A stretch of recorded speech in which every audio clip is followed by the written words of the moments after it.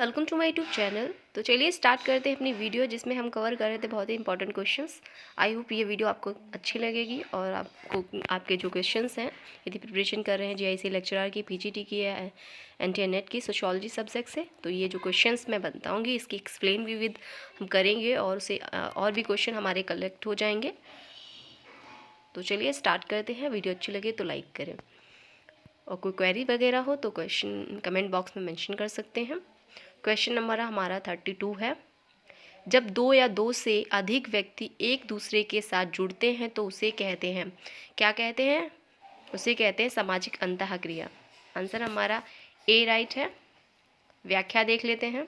जब दो या दो से अधिक व्यक्ति एक दूसरे से अभिप्रेरित होकर अर्थपूर्ण क्रिया करते हैं तब उसे सामाजिक अंतःक्रिया कहते हैं। क्या कहते हैं? सामाजिक अंतःक्रिया। केवल क्रिया एक व्यक्ति द्वारा भी हो सकती है, किंतु सामाजिक अंतःक्रिया के लिए कम से कम दो व्यक्तियों का होना आवश्यक है। सामाजिक अंतःक्रिया के दो मूल तत्व होते हैं, अर्थात पारस्परिक उत्तेजना तथा प्रत्युत्तर। इन दोनों के परिणाम स्वरूप व्यवहार में अंतर पाया जाता है या अंतर आ जाता है। सामाजिक अंतःक्रिया के लिए भौतिक निकटता का होना आवश्यक नहीं है। सामाजिक अंतःक्रिया के लिए आंतरिक किंतु सामाजिक संपर्क और संप्रेषण होना जरूरी है। सामाजिक अंतःक्रिया के प्रमुख रूप हैं जैसे विनिमय, सत्ता, संघर्ष, प्रतिस्पर्धा और सहयोग। ये क्या है? सामाजिक अंतःक्रिया के प्रमुख रूप। नेक्स्ट क्वेश्चन है, समझौता, सहयोग और सात्मीकरण को कहते हैं। नेक्स्ट क्वेश्चन है, जो समझौता होता है, सहयोग और तथा सात्मीकरण को कहते हैं। क्या कहते हैं? सकारात्मक संपर्क। क्या कहते हैं? सकारात्मक संपर्क। डी आंसर राइट है हमारा। व्याख्या देख लेते हैं। समझौता, सहयोग तथा सात्मीकरण सामाजिक प्रक्रिया का सहयोगात्मक रूप है जो सकारात्मक संपर्क के द्वारा घटित होता है। सहयोगात्मक सामाजिक अंतःक्रिया प्रक्रिया सामाजिक गठबंधनों को मजबूती प्रदान करते हैं। सकारात्मक संपर्क व्यक्ति चेतना अवस्था में करता है और उसमें सामाजिक कल्याण के सकारात्मक, कहने का तात्पर्य है कि जो सामाजिक समझौता है, सहयोग है, सात्मीकरण है, इसमें जो भाव आ रहा है ये सहयोग का भाव है और ये सकारात्मक होता है, पॉजिटिव। ठीक है। पहलुओं के तत्व मौजूद होते हैं। सकारात्मक संपर्क समूहों में एकता और सहयोग की भावना पैदा करते हैं। नेक्स्ट क्वेश्चन देखते हैं, निम्नलिखित में से सहयोगात्मक सामाजिक प्रक्रिया कौन सी है? ऑप्शन दिए हुए हैं, सहयोग, प्रतिकूलता, सात्मीकरण, प्रतिस्पर्धा। तो ये जो कूट दिए हुए हैं, इसमें कूटों में सही उत्तर का चयन करना है। तो इसमें सहयोगात्मक प्रक्रिया जो है हमारी, वो हमारी है पहला और तीसरा, सहयोग होता है और सात्मीकरण होता है। सहयोगात्मक सामाजिक प्रक्रिया। व्याख्या देख लेते हैं। सहयोगात्मक सामाजिक प्रक्रिया सामाजिक गठबंधनों को मजबूती प्रदान करती है। सहयोग या सहकारिता समझौता या समायोजन या अनुकूलन और आत्मसात्करण या सात्मीकरण सहयोगात्मक सामाजिक प्रक्रिया के उदाहरण हैं। असहयोगात्मक सामाजिक प्रक्रिया सामाजिक गठबंधनों को कमजोर करती है। प्रतिस्पर्धा, संघर्ष, प्रतिकूलता आदि असहयोगात्मक सामाजिक प्रक्रिया के उदाहरण हैं। ठीक है। नेक्स्ट क्वेश्चन देखते हैं, बाह्य तथा आंतरिक द्वंद्व की अवधारणा दी। बाह्य तथा आंतरिक जो द्वंद्व है, इसकी अवधारणा किसने दी थी? तो ऑप्शन हमारा है राइट, वो है जॉर्ज सीमल। जॉर्ज सीमल ने आंतरिक और बाह्य द्वंद्व की अवधारणा दी है। व्याख्या देखते हैं। वेबर ने प्रतिस्पर्धा को शांतिपूर्ण संघर्ष कहा। यह पीजीटी में क्वेश्चन पूछा गया है। वेबर ने, किसने प्रतिस्पर्धा को शांतिपूर्ण संघर्ष कहा है? तो वेबर ने कहा है। ठीक है। आगे हैं, लेकिन कोजर ने क्या कहा है? संघर्ष प्रकारात्मक सिद्धांत। कोजर का क्या है? कोजर ने प्रकारवादी, संघर्ष का प्रकारवादी सिद्धांत दिया है। डेरेनडॉल्फ ने संघर्ष का आधार जो प्रतिष्ठा को माना है। अपने संघर्ष सिद्धांत का प्रतिपादन इन्होंने किया है। संघर्ष सिद्धांत का प्रतिपादन किसने किया है? डेरेनडॉल्फ ने। और संघर्ष के अंतर्गत होने वाले संघर्ष आंतरिक संघर्ष कहलाते हैं। ये कहा है, जबकि किसी समूह के बाहरी समूह के साथ होने वाले संघर्ष को बाह्य संघर्ष कहते हैं। आंतरिक रूप से होते हैं तो वो आंतरिक संघर्ष और बाह्य रूप से होते हैं उसे बाह्य संघर्ष कहते हैं। संघर्ष व्यक्तिगत और चेतन, हिंसात्मक अहिंसात्मक प्रक्रिया है। आई होप आपको समझ में आएगा। नेक्स्ट क्वेश्चन देखते हैं।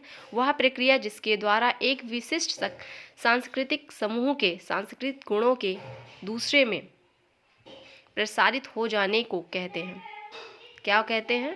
कहते हैं प्रसार। आंसर हमारा ए राइट है। किसी वस्तु, पार्थिव अपार्थिव तत्व, नवोन्मेष आदि के अपने उत्पत्ति स्थल में अन्य क्षेत्रों में उत्तरोत्तर फैलाने की प्रक्रिया को प्रसार कहते हैं। उदाहरणतः जो 16वीं शताब्दी में चीन में सर्वप्रथम छापे खाने का आविष्कार हुआ था, बाद में वह तकनीकी जो थी समस्त विश्व में फैल गई। नेक्स्ट क्वेश्चन देखते हैं। प्रतिस्पर्धा, प्रतिकूलन एवं संघर्ष की प्रक्रियाओं को कहते हैं। इसमें ऑप्शन के अकॉर्डिंग बताइए। तो ऑप्शन के अकॉर्डिंग हमारा जो आंसर है असहयोगात्मक प्रक्रिया। ठीक है, ये कैसी प्रक्रिया है? असहयोगात्मक। प्रतिस्पर्धा, प्रतिकूल और संघर्ष असहयोगात्मक। इसमें सहयोग की प्रक्रिया कुछ नहीं होती है, इसमें असहयोग होता है। ये इसमें ऑप्शन के अकॉर्डिंग राइट होगा। व्याख्या देख लेते हैं। असहयोग का क्या मतलब? असहयोगात्मक प्रक्रिया सामाजिक गठबंधनों को कमजोर करती है। प्रतिस्पर्धा, संघर्ष, प्रतिकूलन आदि असहयोगात्मक प्रक्रिया है। प्रतिस्पर्धा सीमित लक्ष्य को प्राप्त करने के लिए व्यक्तियों के बीच एक अचेतन अवैतिक प्रक्रिया है, जबकि संघर्ष एक प्रत्यक्ष प्रक्रिया है जो चेतन और व्यक्तिगत होता है। संघर्ष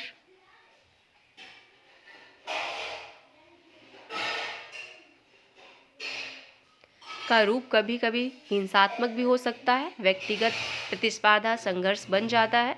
अनुकूलन या प्रतिकूलन किसी विपरीत परिस्थिति में अपने आप को ढालने की प्रक्रिया को कहते हैं। नेक्स्ट क्वेश्चन देखते हैं। वह कौन सी प्रक्रिया है जिसके द्वारा अनेक व्यक्तियों की अभिव्यक्तियां एकीकृत हो जाती हैं तथा इस प्रकार एक एकीकृत समूह में विकसित होती हैं? आंसर जो हमारा है वो है सात्मीकरण। डी आंसर राइट है। एक संस्कृति द्वारा अपने से भिन्न दूसरी संस्कृति को अपने में घुला मिला लेने की प्रक्रिया को आत्मसात्करण कहते हैं। ये भी पीजीटी में एग्जाम में पूछा गया था क्वेश्चन। इस प्रक्रिया में धीरे धीरे दूसरी संस्कृति से पृथक अस्तित्व का लोप हो जाता है। आत्मसात की प्रक्रिया में दूसरी संस्कृति के साथ इतिहास, स्मृति, परंपराओं, भावनाओं व दृष्टिकोणों को इस प्रकार अपना लिया जाता है जैसे वे उन्हीं संस्कृति के अंग हों। इस अवधारणा का प्रयोग कई बार पर संस्कृति ग्रहण की पर्यायवाची के रूप में भी किया जाता है। चलिए नेक्स्ट क्वेश्चन देखते हैं। सामाजिक संस्थाओं से रिलेटेड है ये क्वेश्चन। निम्नलिखित में से कौन सी जनजाति मातृस्थानीय है? मातृस्थानीय कौन है? है खासी। बाकी जो खड़िया है, हो है, गोंड है, ये है पितृसत्तात्मक। खासी उत्तर पूर्वी राज्यों में पाई जाने वाली एक जनजाति समूह है। इस जनजाति में परिवार मातृस्थानीय होता है। इस जनजाति में लड़का शादी करने के बाद अपनी पत्नी के घर में रहने जाता है। कहीं कहीं इन जनजातियों में नव स्थानिक व्यवस्था का भी प्रचलन है। खगड़िया, गोंड, हो जनजातियों में परिवार व्यवस्था पितृस्थानीय होती है, जहां विवाह के बाद पत्नी अपने पिता के घर में निवास करने की जाती है। नेक्स्ट क्वेश्चन है। निम्नलिखित में से कौन सी जनजाति मातृसत्तात्मक है? गारो है। आंसर हमारा जो है ए राइट है, मात्र। बाकी जो ये हैं उराव, विरो, मुंडा, ये सब क्या हैं? ये हमारी पितृसत्तात्मक है। ठीक है। गारो, कामी और जयंतिया ये मेघालय में रहती हैं। जनजाति उत्तरी पूर्वी राज्यों में निवास करती हैं। इन जनजातियों में पारिवारिक व्यवस्था मातृसत्तात्मक होती है। परिवार में माता की सत्ता चलती है। ओम सत्ता और वंश माता के क्रम में चलता है। उराव, विरो, मुंडा झारखंड की प्रमुख जनजातियां हैं जहां पितृसत्तात्मक पारिवारिक व्यवस्था का प्रचलन है। इसमें वंश पिता के नाम से चलता है। नेक्स्ट क्वेश्चन है। निम्नलिखित में से विवाह संबंधी नातेदारी के उदाहरण कौन से हैं? विवाह संबंधी तो कौन से हैं? आंसर हमारा बी है, पहला और तीसरा, पत्नी और ससुर। नातेदारी विवाह और जन्म से बने सामाजिक संबंधों को कहते हैं। विवाह से बने सामाजिक संबंधों को विवाह संबंधी नातेदार कहते हैं, जैसे पति पत्नी, मौसा ससुर, साली, साले, साला आदि। जन्म या खून से बनी नातेदारी को रक्त मूलक नातेदारी कहते हैं। कथन दिया हुआ है, इस तरीके से भी क्वेश्चन बनते हैं। समकालीन समाज में एक विवाह प्रथा ही सबसे अधिक प्रचलित है। कारण बताया है, एक विवाह प्रथा में महिलाओं की परिस्थिति में जो वृद्धि होती है। तो ये जो आंसर हमारा है ए राइट है, दोनों ही सही है और व्याख्या भी सही है। आधुनिक समाज में एकल विवाह का प्रचलन बढ़ता जा रहा है। इसके कारण स्त्रियों में आर्थिक, सामाजिक, सांस्कृतिक परिस्थिति में वृद्धि होने को माना जाता है। निश्चित ही एकल विवाह में नारी की परिस्थिति में वृद्धि हुई है। इस स्थिति के वृद्धि के कारण नारी परिवार के लिए एक अहम सदस्य की भूमिका निभाती है तथा उसके अनेक आर्थिक, सामाजिक स्वतंत्रता प्राप्त होती है। ऐसी स्थिति में वे निर्णय लेने में अहम भूमिका अदा करती हैं। नेक्स्ट क्वेश्चन है, निम्नलिखित में से कौन मातृवंशी और पितृवंशी परिवार के वर्गीकरण का आधार है? वर्गीकरण का आधार क्या है? पति पत्नी का निवास स्थान या श्रम का लिंगीय विभाजन या वंशीय बने? तो आंसर हमारा जो है वंशाक्रम है। वंश के आधार पर, वंश के क्रम के आधार पर। व्याख्या देख लेते हैं। मातृवंशी जो परिवार होता है, वंश क्रम माता की तरफ से चलता है, जबकि पितृवंशी परिवार में वंश जो है पिता की तरफ से चलता है। इस प्रकार मातृवंशी और पितृवंशी परिवार का मुख्य आधार जो होता है वंश क्रम का आधार होता है, जिसे आगे बढ़ाना होता है। इस आधार पर परिवार की पीढ़ी संपत्ति जो होती है नामक्रम आगे बढ़ता है। भारतीय समाज मुख्यतः पितृवंशी होता है, जबकि यहाँ कई जनजातियों, दक्षिण भारत में कई जनजातियों में पितृ जो होते मातृवंशी परिवार व्यवस्था चलने या देखने को मिलती है। किसने तर्क दिया कि परिवार का प्रारंभिक स्वरूप मातृसत्तात्मक था? तो ये तो हमारे जो आंसर है ये ब्रीफॉल्ट का है। ब्रीफॉल्ट ने मातृसत्तात्मक बताया है। मातृसत्ता शब्द का प्रयोग दो अर्थों में लिया जाता है। इसका अर्थ होता है सामान्य अर्थ से मिलता जुलता है, जो इस प्रकार के सामाजिक संगठन का संकेत देता है। माँ घर की मुखिया होती है, वह वंश गणना माँ की ओर से दी जाती है। इसका दूसरा अर्थ अनुमानात्मक है और उद्विकासीय सिद्धांत भी आधारित है। दूसरे अर्थों में समाज का संकेत है कि इसमें प्रमुख सत्ता पदों पर माँ आसीन होती है। फ्रेडरिक एंजल की पुस्तक, अभी पुस्तक भी इम्पोर्टेंट है, ओरिजिन ऑफ फैमिली, ये किसकी है? एंजल्स की बुक है। से सिद्धांत का विश्लेषण मिलता है। नेक्स्ट क्वेश्चन देखते हैं। अंतः विवाह रूढ़िवादी है, जबकि बाह्य विवाह प्रगतिवादी है, यह किसका कथन है? तो ये जो आंसर है आपका ये राइट है, पीवी काणे, इन्होंने दिया है। क्वेश्चन है, अंतः विवाह रूढ़िवादी है जबकि बाह्य विवाह प्रगतिवादी, ये पीवी काणे का है। अंतः विवाह में व्यक्ति अपने ही समूह के अंतर्गत विवाह करता है, जबकि बाह्य विवाह में व्यक्ति अपने समूह से बाहर विवाह करता है। भारतीय हिंदू जाति व्यवस्था का मुख्य आधार जो है अंतः विवाह है। इसमें एक जाति के लोग अपनी ही जाति में विवाह करते हैं। जाति व्यवस्था एक बंद सामाजिक संस्करण की व्यवस्था है, इसलिए यह रूढ़िवादी ज़्यादा है एवं प्रगति के अवसर जो हैं कम होते हैं इसमें। वहीं बाह्य विवाह वर्ग समाज की विशेषता है, जो एक खुला सामाजिक संस्करण का उदाहरण है। यहाँ सामाजिक गतिशीलता ज़्यादा पाए जाने के कारण यहाँ प्रगति होती है। नेक्स्ट क्वेश्चन देखते हैं, निम्नलिखित में से कौन संयुक्त परिवार को बनाए रखने के लिए उत्तरदायी है? तो कौन उत्तरदायी है संयुक्त परिवार को बनाए रखने के लिए?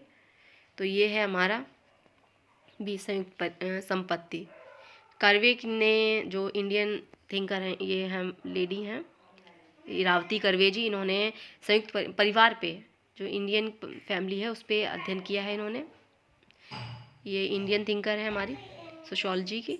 संयुक्त परिवार ऐसे लोगों का समूह है जो प्रायः एक ही छत के नीचे रहते हैं, एक ही रसोई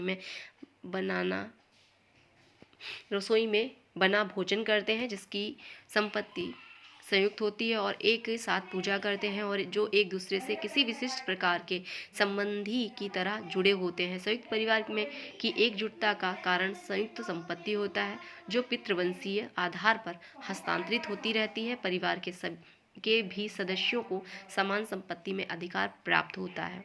निम्नलिखित में से किंगशिप ऑर्गेनाइजेशन इन इंडिया पुस्तक किसने लिखी है? तो ये किसने लिखी है? ये हमारी इरावती कर्वे जी ने लिखी है, किंगशिप ऑर्गेनाइजेशन इन इंडिया। ये भी एग्जाम में पूछी गई बुक है। और भी बुक्स देख लेते हैं, कार्वे जी की हैं। किंगशिप ऑर्गेनाइजेशन इन इंडिया, ये भी बुक इनकी है।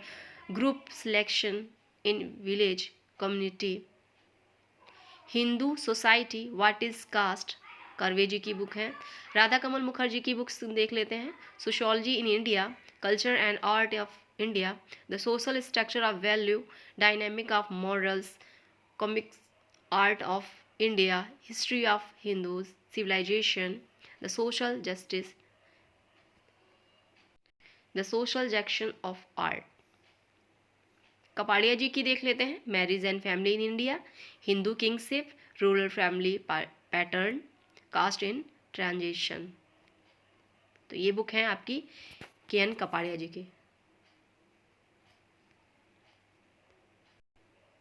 नेक्स्ट क्वेश्चन है किसने परिवार के दो प्रकारों को उन्मुखता का परिवार और जनन का परिवार के रूप में प्रतिपादित किया है।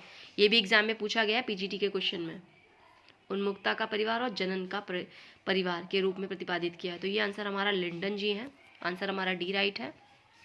उन्मुक्ता का परिवार और जनन परिवार की अवधारणा का प्रतिपादन मर्डॉक ने किया था, परंतु यहाँ पे मर्डॉक नहीं दिया हुआ है।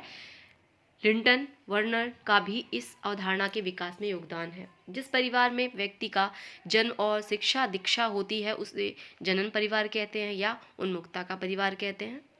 विवाह के उपरांत व्यक्ति जिन परिवार को स्वयं जन्म देता है उसे संतान उत्पत्ति करता है, जनन परिवार कहलाता है। आई होप समझ में आया होगा। और इसके जो परिवार के बारे में है तो लिंटन ने भी कहा है, वर्नर ने भी कहा है और मर्डॉक ने भी कहा है। तो ऑप्शन में जिस तरीके से बनता है उस तरीके से आपको लगाना है। ठीक है, चलिए नेक्स्ट क्वेश्चन देखते हैं। मालधारी परिवार कहाँ पाए जाते हैं? मालधारी कहाँ पाए जाते हैं? तो आंसर जो हमारा राइट है वो है ए, दक्षिण उत्तर प्रदेश के सोनभद्र में। व्याख्या है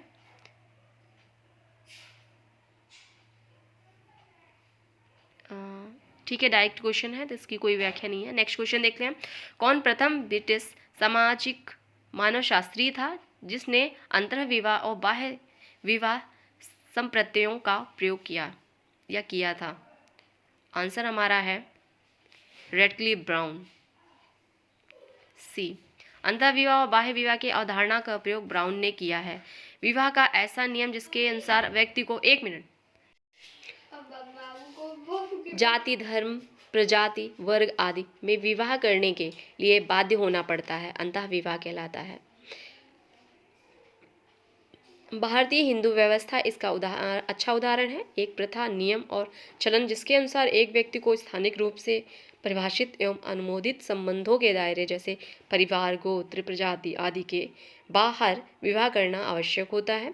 यह अंतर्विवाह की व्यवस्था जो है, प्रथा है, ठीक विपरीत चलन में है। भारत में इस नियम के अनुसार व्यक्ति अपने गोत्र से बाहर विवाह करता है।